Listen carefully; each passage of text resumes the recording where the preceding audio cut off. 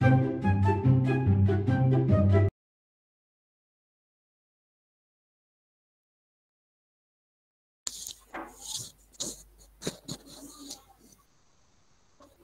kita mulai.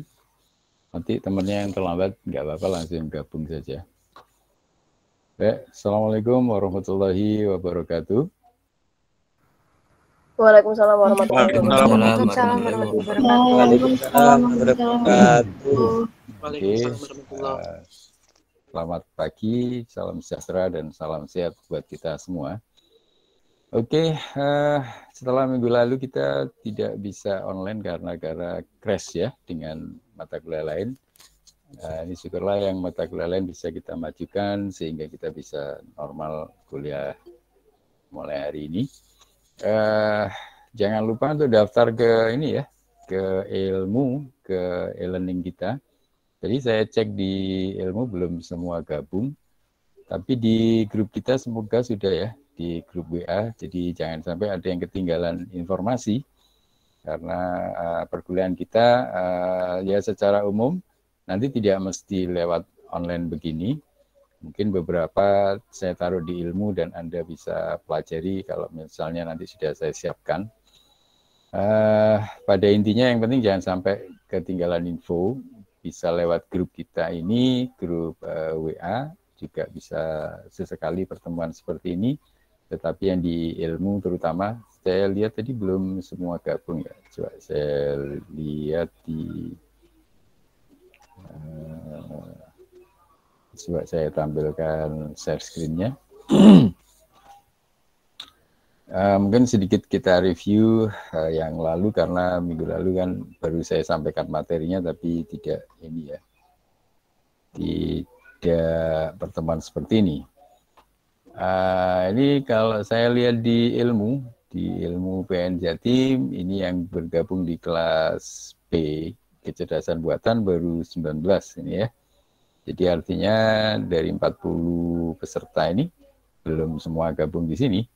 Jadi nanti Anda ada info-info saya di ilmu, mungkin insya Allah nanti akan saya update.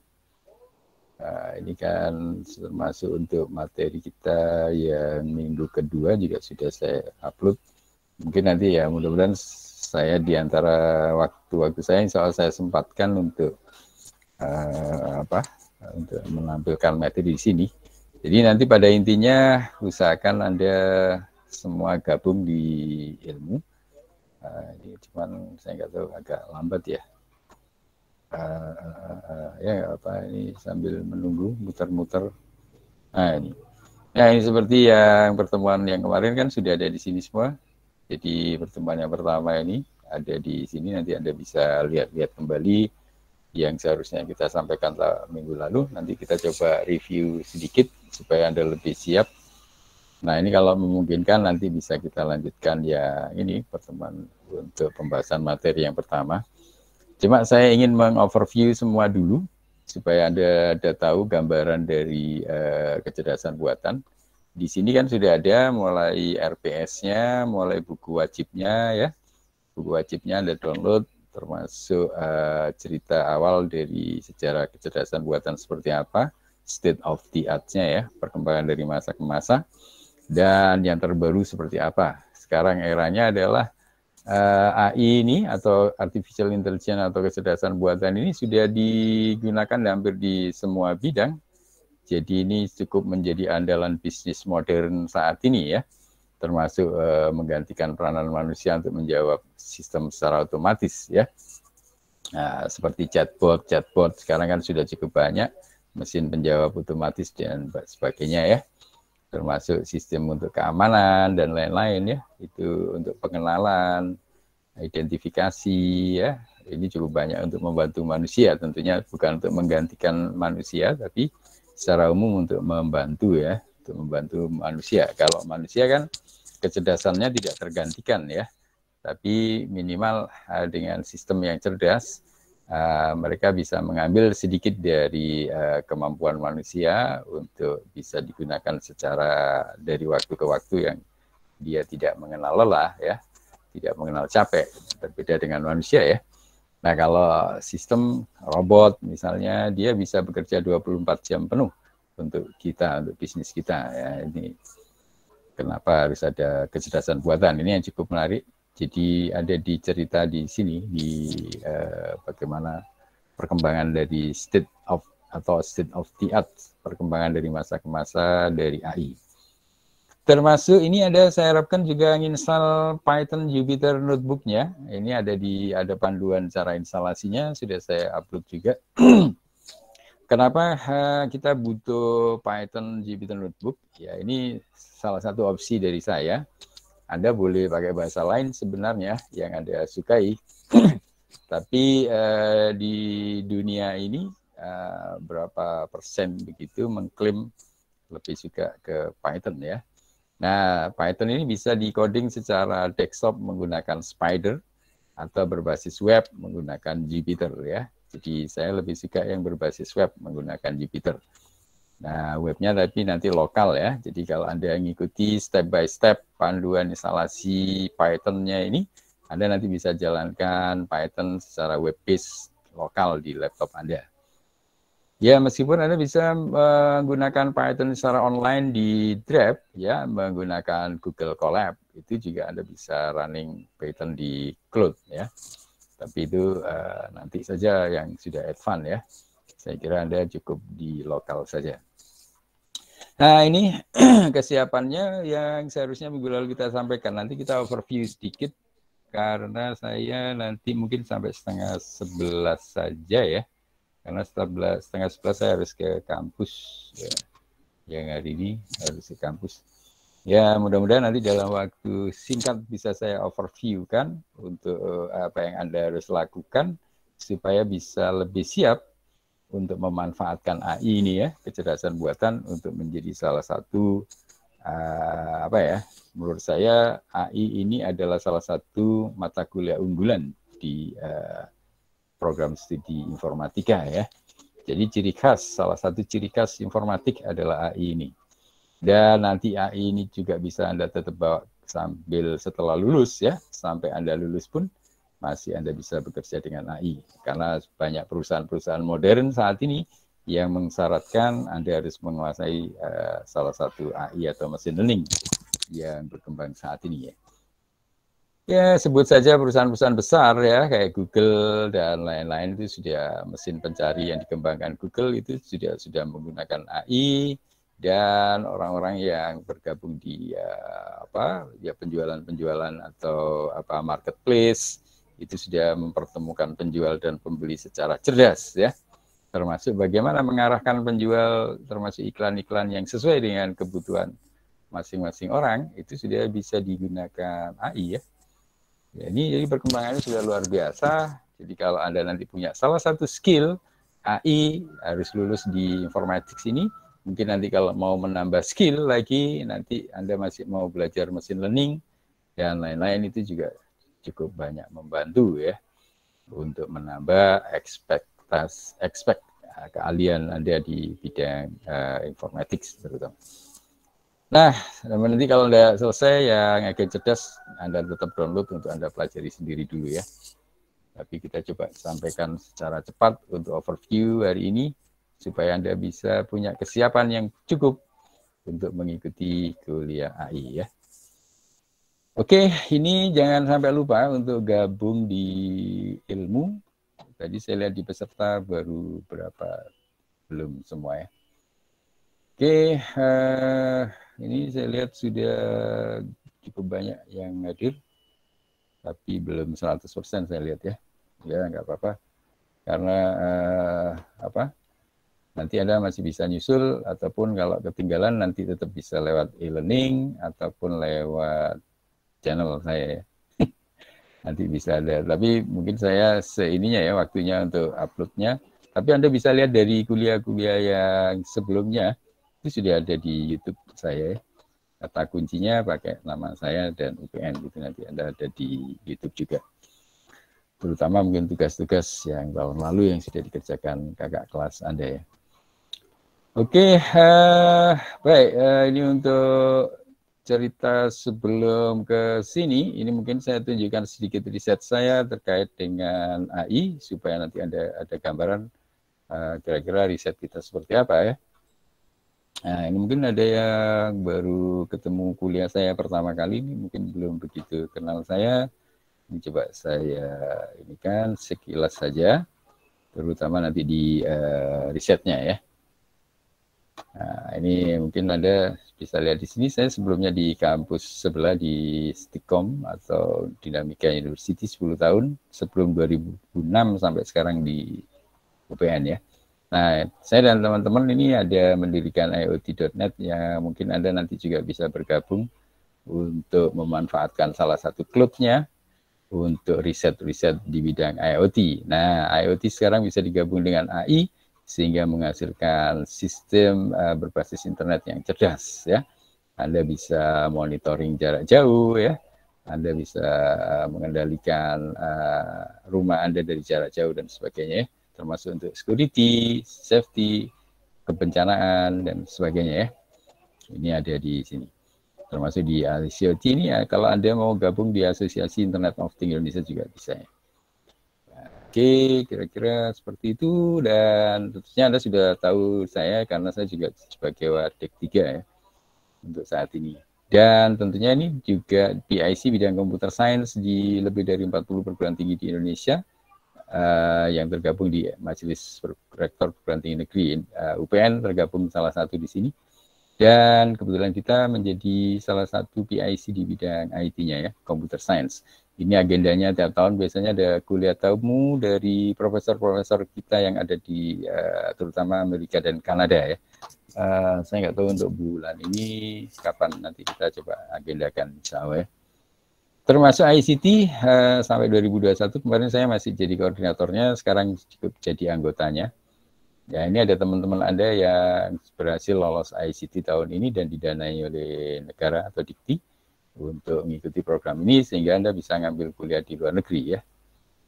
Nah, beberapa mungkin yang ditawarkan di sana aja Anda juga bisa ngambil mata kuliah yang berbasis AI ya. Ini tentunya menarik ya. Saya juga di pusat studi IT. Nah, ini untuk risetnya yang saya infokan. Jadi kalau Anda mau brainstorming atau sekedar mencari-cari ide riset di bidang AI, nanti Anda bisa ngambil dari tempat saya ini. Termasuk mungkin kalau Anda mau gabung di grup riset IoT saya atau di AI riset group saya ya. Itu ada untuk student, ada untuk lecturer, ada mahasiswa dan student juga ada di sini. Anda kalau mau berminat gabung, bisa gabung. Yang dibahas biasanya riset-riset tentang AI. Kalau IoT yang dibahas tentunya riset-riset IoT ya. Termasuk drone dan robotics, kalau Anda suka mainan drone dan robot, ini riset-risetnya cukup menarik. Dan tahun ini kan kakak kelas Anda mengikuti kompetisi robot terbang nasional ya. Nah, itu di komunitas robot, lebih tepatnya Anda boleh gabung di sana. Termasuk Fisker Lab, ini kalau Anda ke kampus di lantai 1 itu ada akuarium besar, itu adalah penelitian teman-teman kakak kelas Anda juga, dan dosen untuk penelitian ikan dan tapi menggunakan pendekatan IT ya. Jadi mulai pengenalan ikannya, termasuk pembudidayaan ruang lingkup yang cukup ideal bagi ikan. Karena ikan cukup non-linear ya, jadi dia mirip manusia. Kurang makan dia mungkin nggak mati, tapi kurang oksigen, nah, itu ikan bisa mati. Nah, ini bisa kita monitor jarak jauh pertumbuhannya. Nah, untuk publikasi-publikasi Anda bisa download di sini, di link-link yang sudah ada di sini. Anda bisa download semua penelitian yang sudah saya lakukan, dan siapa tahu di antara Anda yang minat dengan riset yang hampir sama dengan saya, sehingga kita bisa jadi tim. Dalam hal ini penelitian mahasiswa kalau tahun lalu hanya dosen yang dinilai pada saat akreditasi, maka mulai yang akreditasi yang 9 standar itu sekarang yang dinilai juga mahasiswa ya. Jadi mahasiswa juga ditanya ada berapa publikasi yang sudah dilakukan mahasiswa atau penelitian dosen dan mahasiswa ya. Atau berapa mahasiswa yang terlibat di penelitian dosen. Nah, itu menjadi pertanyaan-pertanyaan di akreditasi yang sekarang. Sehingga Anda semester 5 ini adalah yang paling ideal untuk melakukan riset bersama dosen Anda, apakah itu dalam bentuk kuliah, ataupun dalam bentuk PKM, ataupun dalam bentuk PKL, maupun skripsi ya. Nah, jadi banyak peluang riset termasuk di lab, atau di komunitas, atau di riset group. Ini ada cukup banyak peluang untuk riset di kampus. Mungkin sebentar lagi kita sudah offline, mungkin nanti secara bertahap Anda sudah bisa ke kampus. Oke, saya kira ini yang mungkin berkaitan dengan riset di bidang AI atau kecerdasan buatan, dan yang sudah kita lakukan ini masih up to date dengan dunia sekarang, terutama yang IoT ya. Nah, oke, untuk ininya sendiri, RPS dari mata kuliah apa namanya, RPS-nya, sebentar, RPS-nya tadi, RPS untuk mata kuliah ini Anda bisa download juga di Ilmu. Pada intinya adalah, nah ini, di RPS-nya Anda bisa lihat. Jadi Anda yang harus Anda siapkan atau Anda pelajari dari pertemuan ke pertemuan ada di sini. Nah, tentunya ini tidak semuanya belajar model begini. Nanti sebagian dari pengalaman saya dulu juga kuliah, itu belajar mandiri hasilnya juga cukup efektif ya. Belajar mandiri atau kelompok cukup efektif. Nah, di sini kan mulai agent, nah topik-topiknya sudah ada di sini ya. Mulai agent atau agen, ya, agen cerdas dan sebagainya.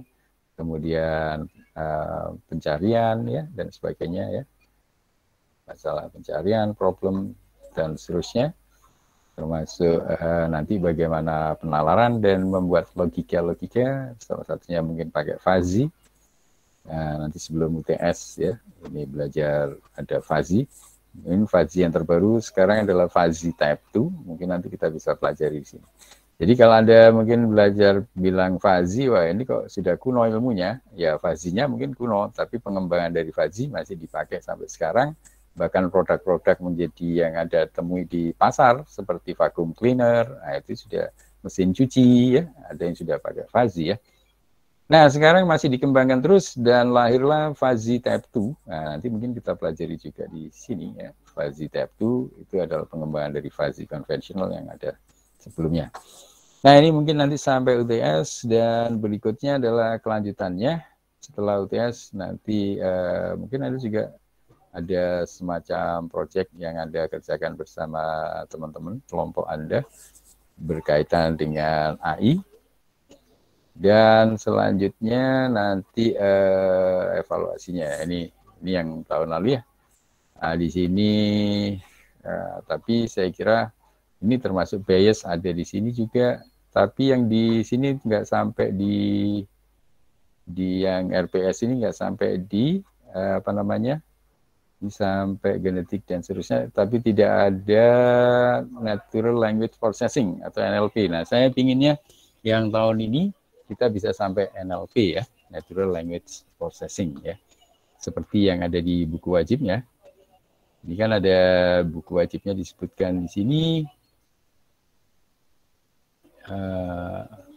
Oh enggak disebut mana? Oh ini ya, buku wajibnya kan ada di sini disebutkan. Adalah bukunya Russell, Modern Approach ya. Nah ini ya, Artificial Intelligence, A Modern Approach. Nah ini bukunya. Ini cuman lompat-lompat begini. Ya, ini bukunya. Nah itu sudah saya taruh juga di e-learning, Anda bisa download yang buku ini. Nah ini bukunya. Ini dari kita dulu sampai sekarang masih pakai buku ini. Ini menjadi cukup andalan di kuliah AI atau kecerdasan buatan ya. Nah kalau Anda lihat di sini tadi selain yang ada di RPS, tentunya yang menarik sebenarnya di era sekarang, coba Anda lihat tab secara cepat saja di overview di apa kontennya. Nah ini di kontennya kan ada.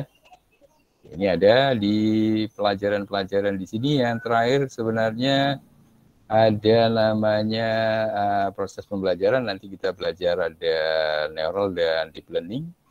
Nah, yang terakhir itu ada, nah ini NLP, Natural Language Processing. Nah, ini yang lagi tren sekarang. Jadi kalau Anda sekarang banyak Anda di website, Anda kalau mau bertanya sesuatu, itu seolah-olah ada orang yang melakukan chatbot dengan Anda ya. Tapi itu sebenarnya yang melakukan chatting bukan orang, tapi robot ya, atau sistem. Nah, itu salah satu ilmu di NLP yang dipelajari. Termasuk mungkin nanti Anda mengenali, mendemokan katakanlah yang suka robot bisa memberi perintah pakai komunikasi suara ya. Robot diperintah maju, mundur, belok pakai suara. Nah, ini cukup menarik. Jadi nanti saya harapkan memang tidak ada di RPS karena mungkin belum diupdate. Tapi saya lihat NLP ini nanti menjadi tantangan yang cukup menarik saat ini ya. Selain learning tadi, di proses learning bisa selain neural dan deep learning, nanti kita pelajari juga ya di learning ini. Ini nanti kita belajar tentang ANN atau Artificial Neural Network, dan yang terbaru kan sudah menggunakan deep learning ya. Nanti harapannya itu setelah UTS barangkali ya. Jadi setelah UTS kita pinginnya nanti belajar tentang neural, deep learning, dan NLP. Nah, kira-kira seperti itu. Itu mungkin yang belum ada di RPS tadi ya. Nanti mungkin kita bisa sampaikan di e-learning ya. Oke, kira-kira itu yang bisa kita overview kan atau buat gambaran bahwa AI kita dari perkembangan masa ke masa, termasuk pengembangan yang terbaru sekarang di dunia AI. Nah, oke, nanti sifatnya project saja. Jadi nanti tadi seperti di RPS kan juga ada tugas projectnya yang mungkin nanti bisa kita trigger dari kemampuan Anda melakukan coding dan juga ide-ide terkini yang mungkin Anda ingin selesaikan. Nah, biasanya mata kuliah ini nanti akan lahir menjadi skripsi Anda ya, biasanya sebagian mahasiswa termasuk menjadi proposal ini PKM ya. Jadi ide-ide yang menarik di AI bisa diangkat menjadi proposal program kreativitas mahasiswa pas di semester Anda ya. Jadi AI yang menarik bisa diangkat menjadi judul-judul penelitian yang lagi tren saat ini. Oke, kira-kira seperti itu. Baik, kita langsung ke tadi materinya. Kita yang pengantar ini kan belum saya sampaikan. Mungkin ini bisa secara cepat saja.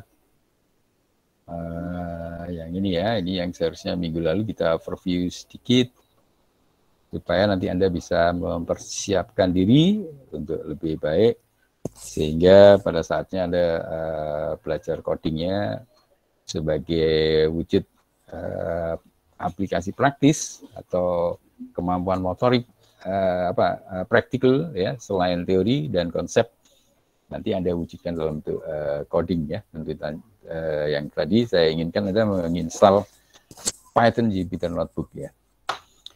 Oke, ini untuk perkembangannya secara umum. Jadi sebenarnya AI itu seperti apa dan sejarahnya bagaimana dan kira-kira penerapannya dari masa ke masa seperti apa, dan tentunya dari aplikasi yang mungkin yang bisa Anda wujudkan saat ini, tentunya yang berbasis tadi beberapa algoritma dan konsep kecerdasan buatan yang menurut saya tidak terlalu sulit untuk Anda implementasikan di coding. Nah, makanya yang terakhir Anda butuh mewujudkannya dalam bentuk pemrograman ya. Nah, rekomendasi saya adalah Anda gunakan Python Jupyter Notebook. Kalau ada yang bertanya, Pak, saya boleh kerjakan pakai Java atau yang lain? Boleh saja ya, nggak masalah ya. Jadi pakai MATLAB, Pak, ya MATLAB juga tidak apa-apa. Jadi kalaupun Anda tidak harus pakai Python, Anda bisa pakai MATLAB atau Java atau Python ya. Cuma apa bedanya, Pak? Nah, kalau MATLAB, saya minta Anda pakai MATLAB yang legal, jangan pakai yang bajakan ya. Jadi Anda beli lisensinya online ya, biasanya nanti online itu bisa Anda download. Seperti saya dulu pakai MATLAB yang legal. Jadi nanti kita dapat akses untuk download dan install lewat online, lewat cloud. Tetapi ada tidak enaknya, misalnya nanti Anda belajar deep learning di MATLAB, Anda kan harus install namanya toolbox. Jadi kalau di MATLAB itu library itu dibungkus dalam bentuk toolbox yang siap pakai. Nah, pada saat Anda butuh toolbox, sebentar, ini ada teman Anda yang gabung.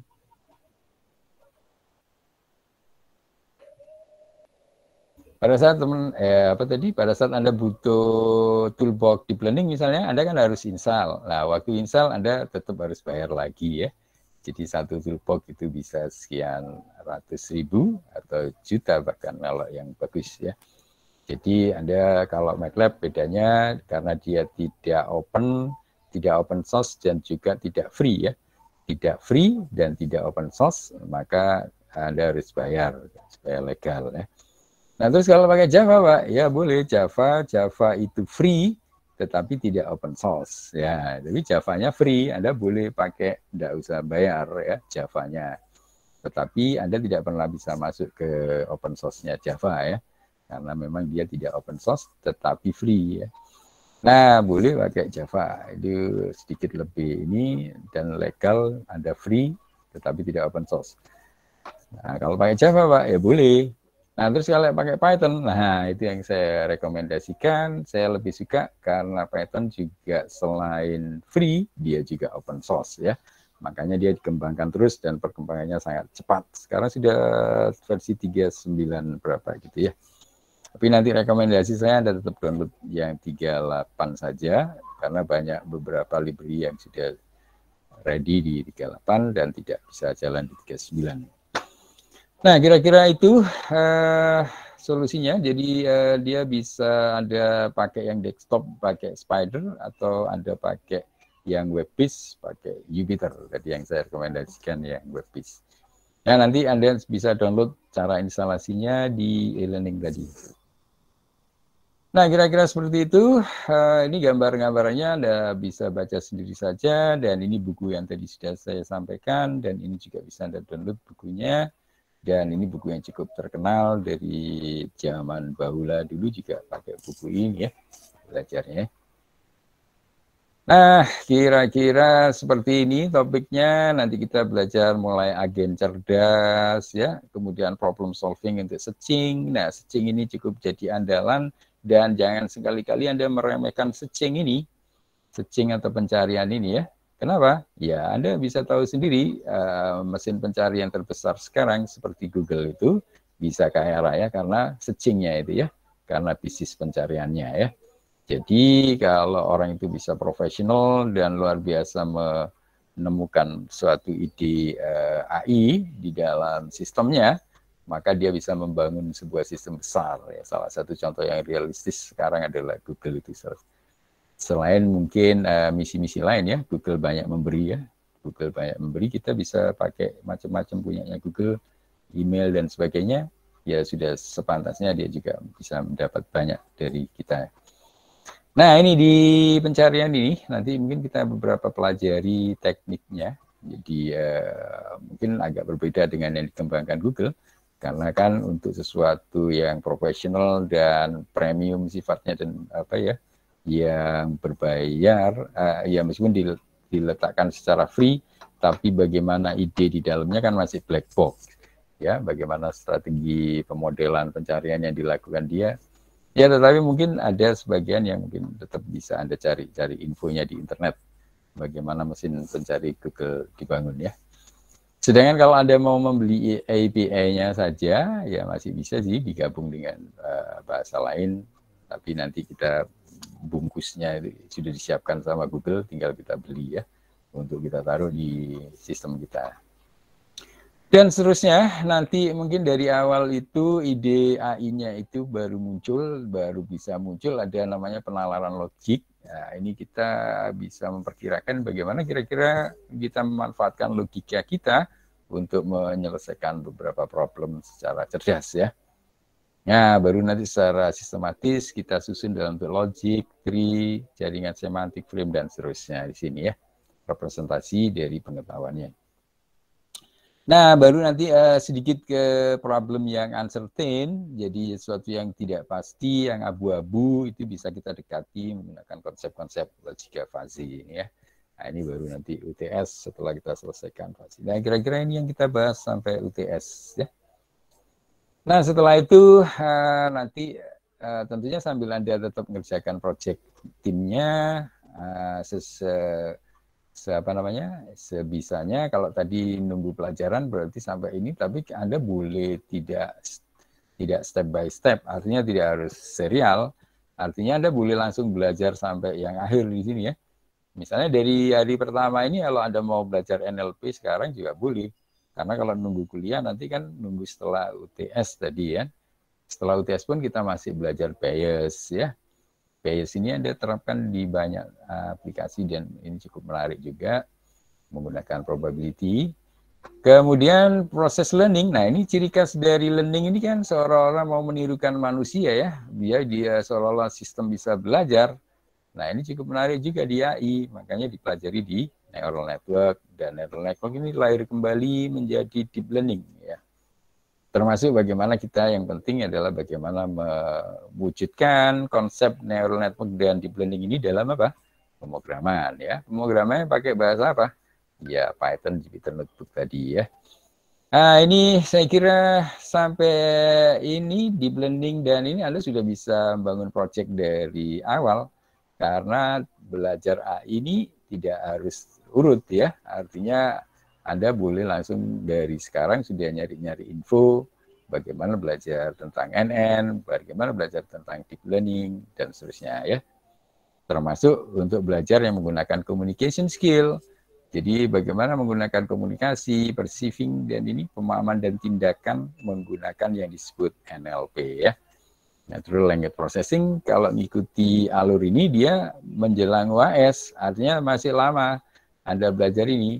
Tetapi kalau Anda mau cepat, karena dia tidak harus lulus, misalnya tidak harus melalui Bayes dulu, kemudian NN dan deep learning baru bisa belajar NLP, tidak begitu. Jadi kebanyakan pelajaran AI ini biasanya bisa parsial ya, bisa lepas sendiri-sendiri. Bahkan NLP sendiri bisa satu buku, kalau mau dibuat workshop bisa satu semester sendiri, gitu ya. Termasuk deep learning ini bisa jadi satu buku, bisa jadi satu workshop sendiri, gitu kan. Bayes juga dan seterusnya. Jadi kesimpulannya, kalau cara belajarnya, saya beri kebebasan kepada Anda, termasuk proyeknya nanti. Jadi tidak harus menunggu di sini. Kalau nunggu di sini kan Anda baru menyelesaikan tree, baru menyelesaikan fuzzy. Nah, kalau Anda di sini baru mikir project, ya Anda cuma dapat tree dan fuzzy. Nah, padahal Anda barangkali ingin membuat sebuah sistem AI yang lumayan up to date saat ini ya, yang jangan digemari. Dan bahkan kalau Anda bungkus menjadi sebuah script siap pakai, menjadi API dan sebagainya, itu nanti Anda bisa jual mungkin ya. Itu saya kira Anda bisa langsung belajar yang ke sini. Nah, ini. Jadi yang di sini ini tidak harus menunggu UTS untuk belajarnya.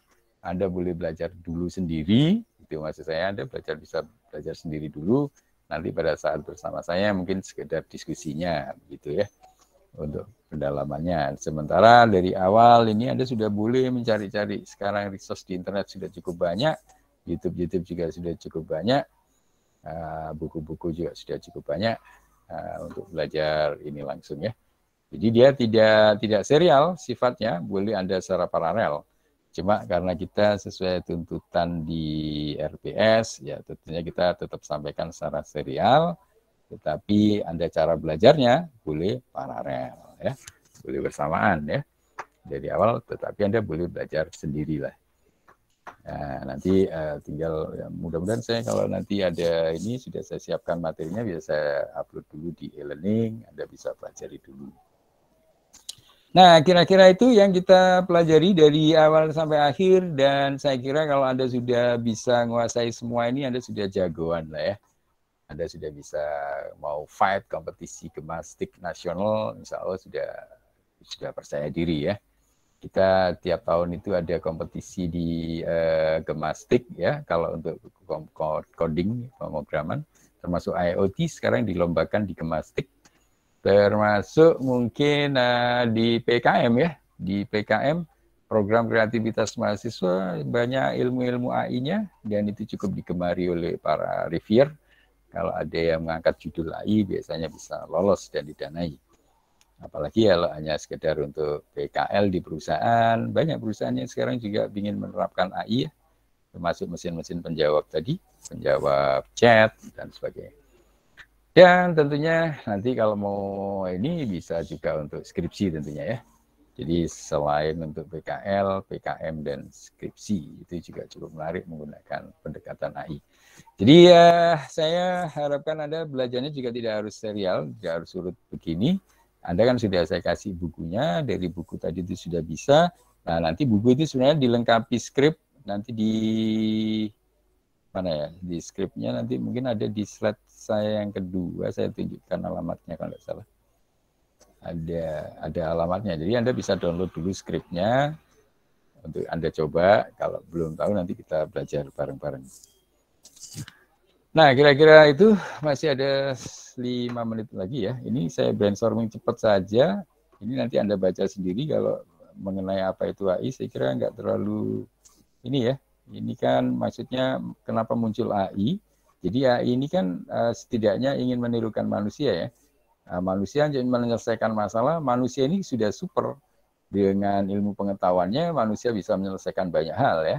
Nah, tetapi manusia kan dibatasi oleh rasa capek, dibatasi usia, dibatasi waktu.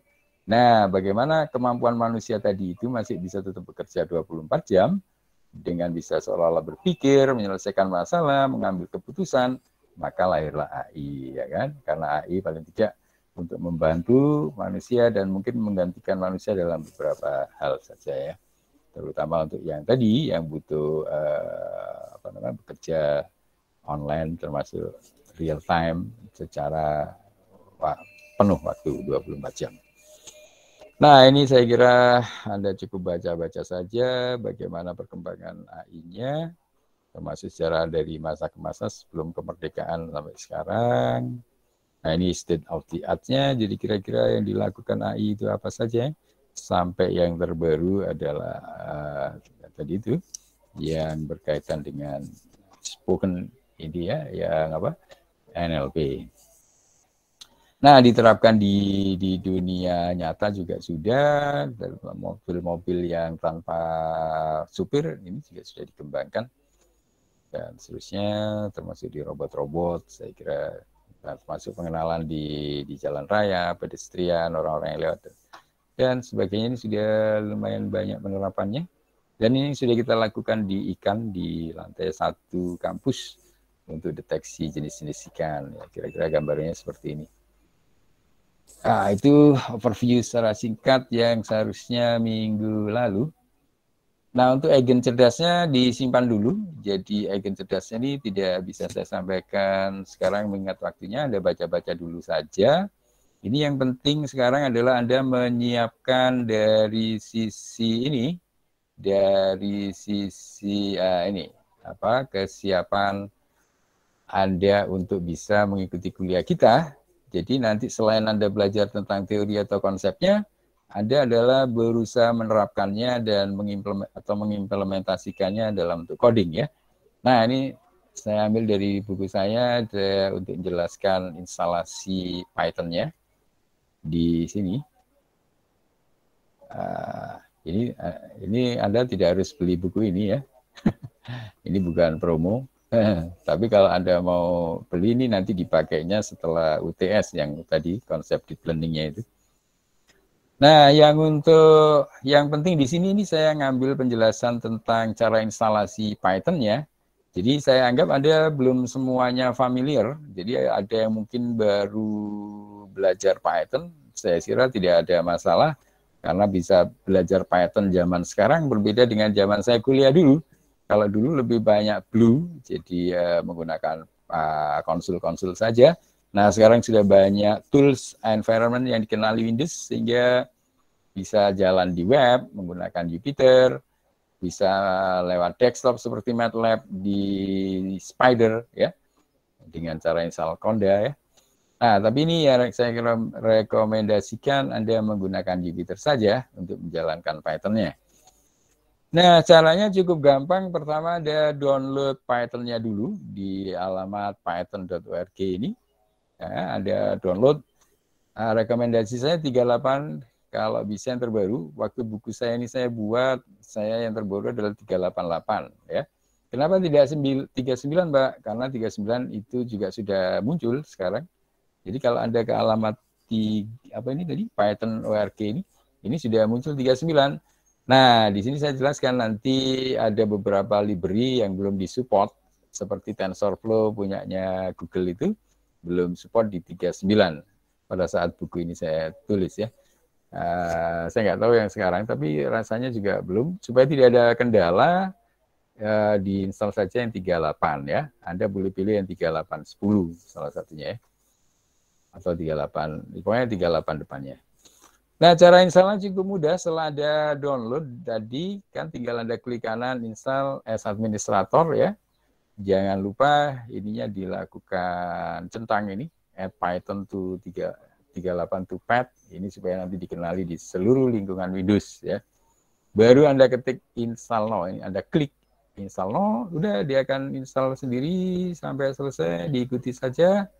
Nah, kemudian untuk sekedar ngecek Python versionnya, pakai perintah ini, Python spasi minus version.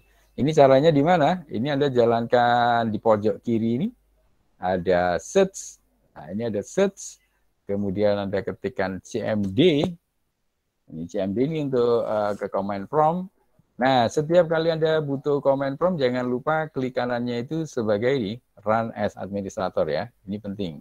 Klik kanan, run administrator. Nanti ada pertanyaan, tinggal di yes saja.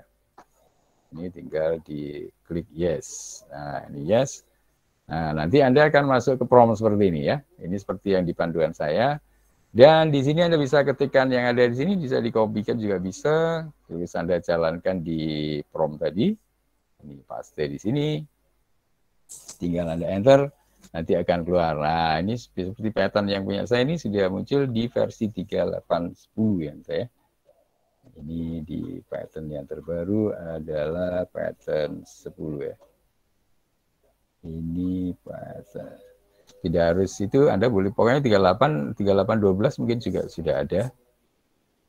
Ini, nah ini tadi ya. Jadi ketika Anda jalankan ini, Python version keluar versinya.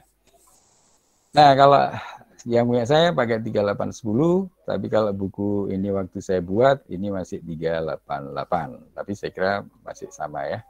Nah, yang penting adalah pada saat install Jupyter-nya, jadi setelah install Python-nya, kita perlu install Jupyter-nya. Di sini cara installnya ada, tinggal ketikkan di command prompt tadi, pakai perintah ini, pip spasi install, ini tinggal Anda copy seperti tadi, dipaste lagi di sini ya. Cuma kalau sudah ada, nanti already satisfied. Jadi kita nggak usah install lagi, cukup sekali saja pakai perintah pip install spasi Jupyter spasi notebook ya. Sudah tinggal diikuti sampai selesai. Ini prosesnya nanti ditunggu sampai selesai. Nah, kalau nanti ada pesan-pesan warning diikuti, misalnya Anda disuruh install upgrade pip yang terbaru, Anda tinggal kopikan di perintah command prompt tadi kan biasanya muncul, Anda copy yang bagian akhir ini, copy dan jalankan, atau copy juga dari sini juga bisa, jalankan di command prompt lagi di sini. Nah, kalau sudah nanti akan keluar. Nah, kalau sudah selesai Anda bisa cek versi pip-nya ya. Nah, versi pip terbarunya berapa di sini akan muncul. Nah, itu stepnya. Jadi itu setelah Anda install Jupyter Notebook ya. Nah, sekarang untuk menjalankan, sebelumnya Anda kan perlu direktori kerja. Nah, ini kita setting dulu di mana Anda bekerja direktorinya supaya tidak default. Kalau defaultnya kan langsung ke user C ya. Nah, kalau ke C nanti Anda mungkin kesulitan pada saat Anda laptop diinstal ulang, khawatir datanya ikut hilang. Nah, saran saya taruh di D. Nah, supaya Anda bisa bekerja dengan direktori kerja di Jupyter Notebook sesuai yang Anda inginkan. Nah, untuk pertama kali ini Anda lakukan sekali saja. Perintahnya pakai perintah ini di command prompt. Jadi semua perintah ini di command prompt ini ya. Di sini Anda ketikkan ini, copy, paste di sini. Jupyter Notebook generate config ya. Ini perintah ini cukup sekali. Setelah itu nanti Anda cari di file explorer, Anda jalankan file explorer, cari di folder user, nama usernya. Nah, kemudian cari ada .jupyter ya. .jupyter di nama user. Jadi kalau cari di sini, ini kan explore-nya, cari di user, start ini, view saya kok nyala ini. Nah ini di usernya adalah di mana? Nah ini user, kemudian nama user, baru cari .jupyter. Nah ini ya, .jupyter di sini. Nah ini ada file namanya Jupyter Notebook config. Nah ini ada edit pakai Notepad Plus, misalnya Notepad Plus atau yang lain ya, editor sembarang. Ini nanti akan muncul seperti ini. Nah ini ya. Nah itu Anda lanjutkan di sini. Setelah itu apa? Mana tadi? Ini. Nah ini setelah ditemukan file, Anda cari tulisan di mana direktori kerjanya. Itu ada tulisan seperti ini, directory used for notebook kernel. Nah, biasanya ada di notebook, app, notebook dir. Nah, ini Anda boleh copy juga, copy untuk mencari di file notepad-nya ini tadi ya.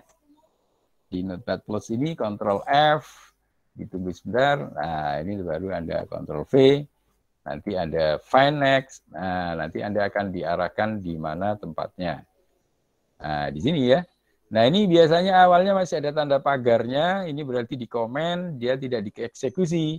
Nah, ini pagarnya dibuang, terus posisi C-nya dia digeser ke kiri supaya mentok di sini ya. Ya, dia di del ininya tanda pagarnya, kemudian di sini diganti dengan direktori yang Anda inginkan ya, diganti dengan direktori kerjanya. Ini yang di sini. Ini bebas, Anda taruh di folder mana saja. Posisinya di mana bebas, pokoknya usahakan di D ya. Nah setelah itu jangan lupa disimpan, kemudian di restart laptopnya ya. Ini tadi komennya di del, kemudian disimpan, jangan lupa disimpan dan di restart komputernya, baru dijalankan lagi di command prompt Jupyter Notebook. Nanti akan jalan seperti ini. Nah kalau sudah seperti ini, itu berarti sudah siap digunakan ya. Jadi Anda ketikkan di sini Jupyter Notebook ya.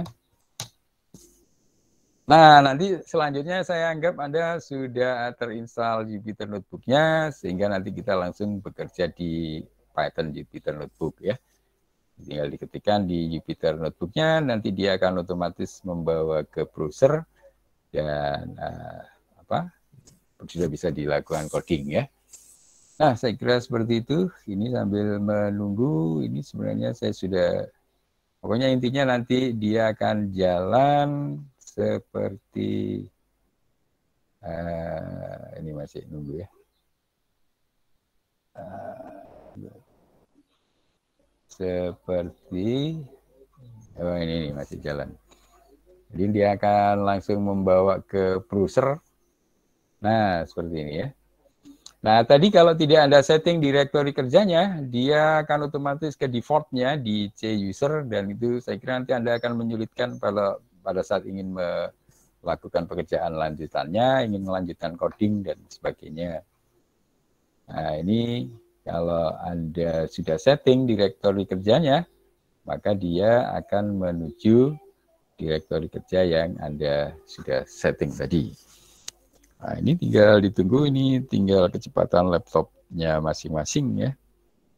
Ini kalau komputer saya agak ini, padahal memorinya sudah 8. Nah ini ya, ini nanti akan muncul seperti ini. Nah ini sudah semua coding saya ada di sini. Jadi kita tinggal melakukan eksperimen di sini. Nah kalau Anda sudah, Anda tinggal download dari alamat yang ada di buku saya yang di apa ya, ada di agen cerdas ini yang insya Allah minggu depan saja, tapi di halaman belakang di sini ada resource-nya ini ya. Oh ini slide perkuliahan, alamat download materinya di mana ya? Mungkin sudah pernah saya sampaikan di kuliah yang ada di nanti Anda boleh latihan pakai yang sudah ada dulu sebelum nanti kita bahas di pertemuan yang akan datang. Jadi tugas. Saya lupa ininya, link nggak ada di sini ya. Ada di mana ya? Pokoknya ada di AIMA. Oh, bukan yang ini, yang Fazi. Saya lupa, saya taruh di ini enggak? Alamatnya ya. Alamatnya ada di linknya. Oh ini ya, materi. Oh bukan kayak.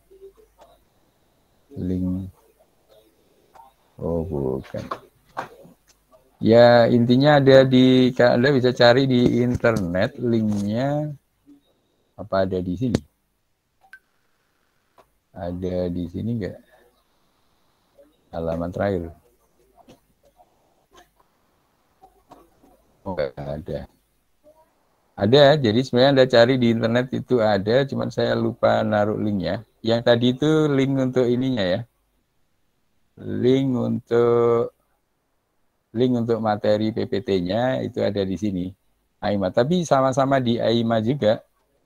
Sama-sama di AIMA. AIMA ini ya, sama-sama di AIMA ini. Ini AIMA ini lebih. Di sini ada nanti code-nya kalau tidak salah. Oh, bukan di sini ya. Saya lupa. Anda mungkin coba baca-baca dulu aja. Mungkin ada di code. Ini yang penting ininya dulu deh. Nanti waktu belajar codingnya, nanti ininya nyusul saja linknya. Jadi sebenarnya bawaan buku ini juga sudah ngasih contoh codingnya. Cuma nanti kan kita sesuaikan dengan topik yang kita pilih ya.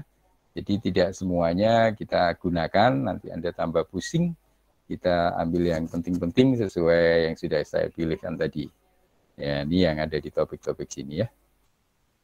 Oke, saya kira itu, tapi linknya Anda sudah bisa akses yang ini. Nah, di sini ada ini, linknya ini ada slide PPT-nya dia juga, dan ada code-nya ini ya.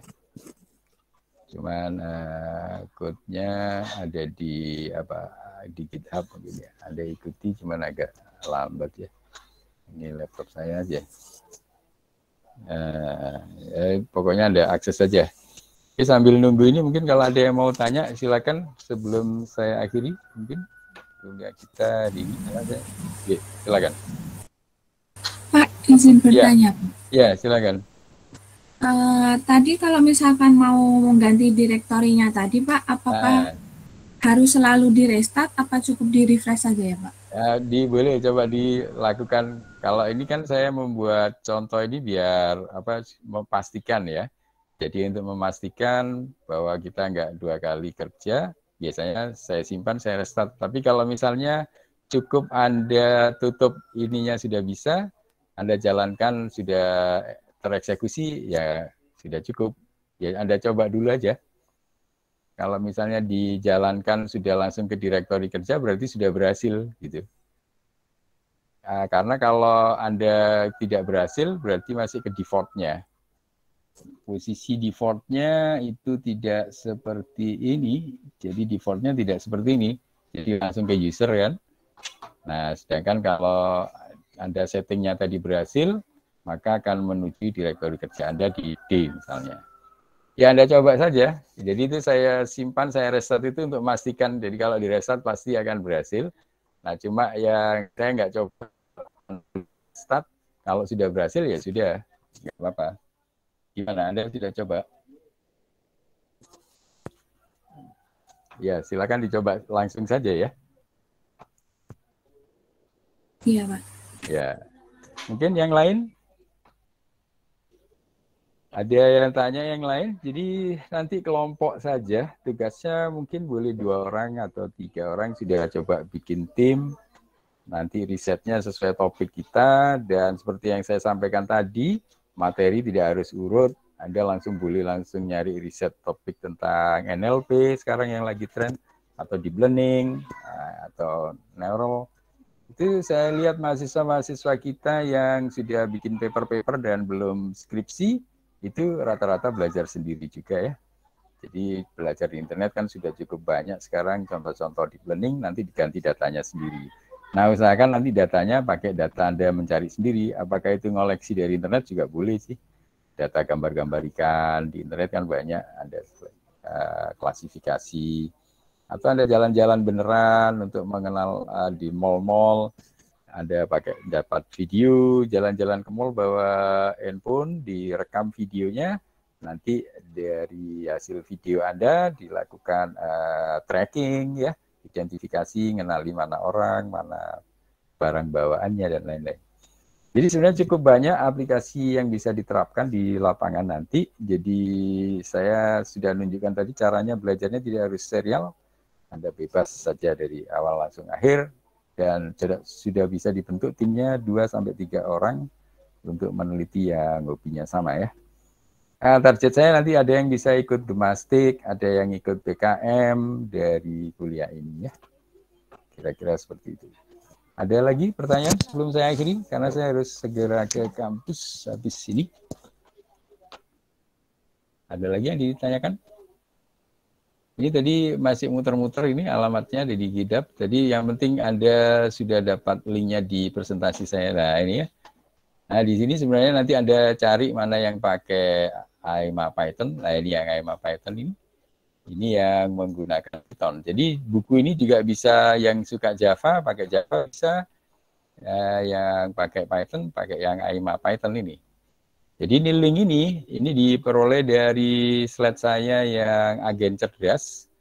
Jadi di pertemuan agen cerdas yang minggu depan, insya Allah ini nanti Anda bisa link, di sini ada linknya.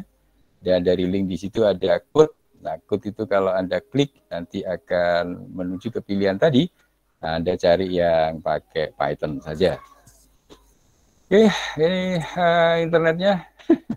Jadi antara keinginan dan ini harapan belum sesuai. Ini nggak muncul-muncul, biarin aja. Tapi intinya Anda sudah paham yang saya inginkan, sudah bisa Anda lakukan dari sekarang ya. Ada lagi pertanyaan sebelum saya akhiri? Cukup dulu?